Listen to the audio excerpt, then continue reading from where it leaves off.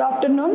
మీ అందరినీ ఇక్కడ ఎందుకు కూర్చోబెట్టామంటే కొత్తగా వచ్చిన వాళ్ళకి మార్నింగ్ నుంచి ప్రొసీజర్ అంతా అయిపోయింది. ఇప్పుడు లంచ్ చేసినాక డాక్టర్ గారు కౌన్సిలింగ్ జరుగుద్ది.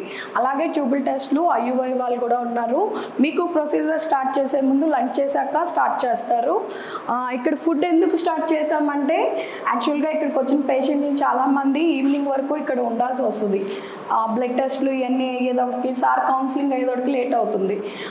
మధ్యలో లంచ్కి వెళ్ళి రమ్మంటే కొత్తగా వచ్చిన వాళ్ళు దూరం నుంచి వచ్చిన వాళ్ళకి విజయవాడ కొత్త కాబట్టి ఇక్కడ ఎక్కడికి వెళ్ళాలో తెలియట్లా. కొంతమంది ఏమో కొంచెం అడ్రస్ అది మిస్ అవుతున్నారు. మళ్ళీ వాళ్ళని వెతకడానికి మా వాళ్ళని పంపించడం ఈ ఇబ్బంది అంతా చూసి ఇలా కాకుండా లంచ్ మనమే ఇక్కడే అరేంజ్ చేస్తే బెటర్ అనిపించింది నాకు. మన డాక్టర్ గారిని అడిగాను, సార్ వెంటనే ఓకే చెప్పారు. మీ అందరికీ లంచ్ ఇక్కడే అరేంజ్ చేస్తే మీకు ఇబ్బంది ఉంటుందని మేము వచ్చిన వాళ్ళందరికీ దూరం నుంచి వచ్చిన వాళ్ళకి మెయిన్గా ఇక్కడికి వచ్చిన పేషెంట్లాగా కాకుండా మా అతిథుల్లాగా అనుకుంటున్నాం.